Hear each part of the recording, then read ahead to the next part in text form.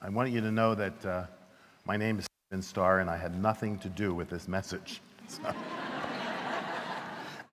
This is from Keith. I was 24 years old when I first worked in restaurants. Like many people in their 20s, I got into restaurants for two reasons: the cash and the sex. As I began to take an interest in good food and fine wine, the things that interested me most in restaurants were still cash and sex.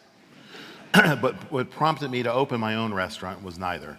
There were two reasons. The first was to try to gain respect from the few people I admired.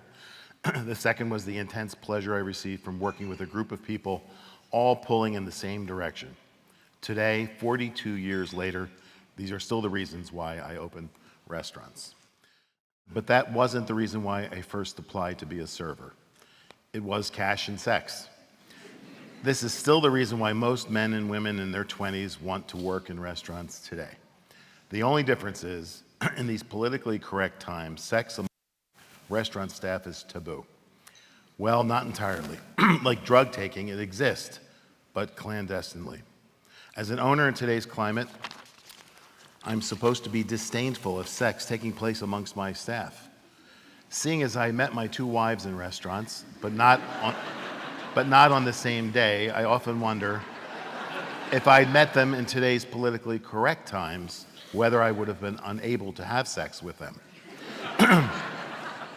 Had that been the case, they'd be far happier women today. In 2002, I was asked by a publisher to put a Balthazar cookbook together. The publisher wanted the introduction to be written by a professional food critic. I wanted the opposite, a writer with no connection to the restaurant world, but one who was passionate about food. I was anxious for the introduction to capture the mechanics of operating a restaurant which prepared 800 meals a day and wasn't sure that a food critic could write it without being condescending. In the upper ranks of the food world, there's an awful snobbery about large, bustling restaurants. They're tolerated, but not taken seriously. The fact that the 64-seat Michelin-starred restaurant per se, with its proper attire and 9-course, $355 tasting menu, is reviewed by the New York Times under the same rating system as a 200-seat all-day brasserie is ridiculous. It's like reviewing a long, sprawling Dickens novel by the same standards one reviews a delicate poem by Keats. I wanted a writer who understood that Michelin-starred restaurants, though brilliant in their own way, don't reflect the pulse of a city, nor serve the same purpose as much as a 200-seat restaurant like Balthazar and other large, bustling places. I still think that fine dining restaurants should be reviewed under a different system to brasseries. I absolutely hate my first name, Keith. Even saying it makes me wince. But not only am I saddled with a first name I loathe, I chose a profession with a name I dislike even more: restaurateur.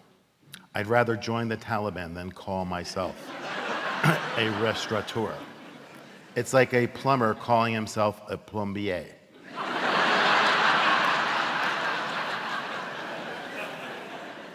Trust the French to come up with the most pretentious word in the dictionary. And just to make it extra difficult for us, they went and took the N out of the word, restaurateur, so it's impossible to pronounce. The fuckers. Non-chef restaurateurs have morals one notch below used car salesmen, especially me. But restaurant critics and food writers treat us 2 notches below used car salesmen. COVID changed all that. Suddenly, as people were dying in the thousands and bars and restaurants throughout America were closing, people in the industry stopped eating their young and banded together. Restaurateurs, restaurant critics, food writers, and even restaurant landlords started playing on the same team. Landlords began supporting their tenants. Restaurant critics stopped writing sarcastic reviews. And the New York Times suspended its divisive star rating system. It took a worldwide virus for professional food writers to accept that non-chef restaurateurs weren't all confidence men and card sharks. But it happened. And suddenly we were a non-competitive community, and it felt good. For me, it felt so good that I didn't want COVID to end.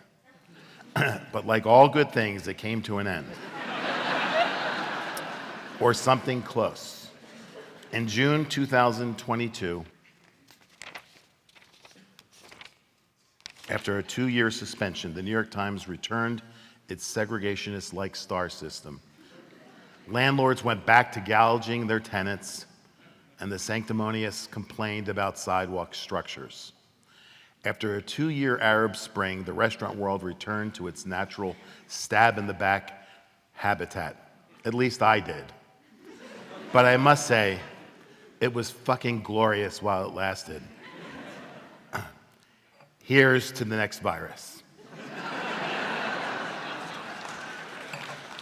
Keith McNally.